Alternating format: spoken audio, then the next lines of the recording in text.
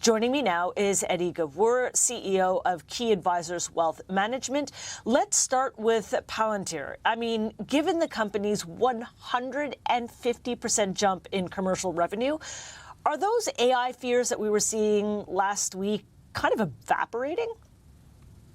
You know, I think one thing investors have to understand is when you have a disruptive technology like AI and the demand for AI, there is still plenty of leg room to go in this AI trade, but it's not going to be a smooth ride. You know, you have seen what we've been referring to as rolling crashes in technology, and when those crashes have bottomed, you have made new highs. And Palantir is a great example of that. It peaked last July, and then it took a hit for the next 6 to 8 months. And now it looks like we may have potentially bottomed in a lot of the software names because demand on the future growth, the expectations were coming down, and now their numbers are showing that those expectations are wrong. So the rate of change on these software names are accelerating again to the upside. And so now you're seeing a rotation of software names now that were left for dead showing signs of life. So overall, it's going to be volatile in the tech space, but that should be expected with this type of disruptive technology.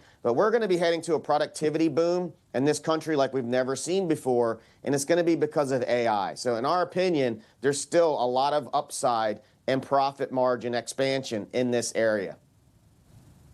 So I want to stick with that theme of bumpy, because when talking about bumpy and looking at SpaceX, we see that, you know, there was a huge amount of enthusiasm, but since then their share price has fallen. They're going to be reporting earnings later today. What are you expecting?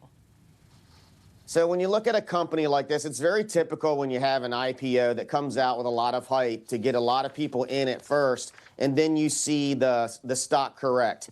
The biggest thing that we're concerned with when you look at a name like this is the original investors are going to finally be able to, their shares get unlocked, and they're able to start selling sometime in the next 2 weeks. So right now, when you look at a company like that, I think from a fundamental perspective, you want to see what type of cash burn that they are doing from a fundamental standpoint.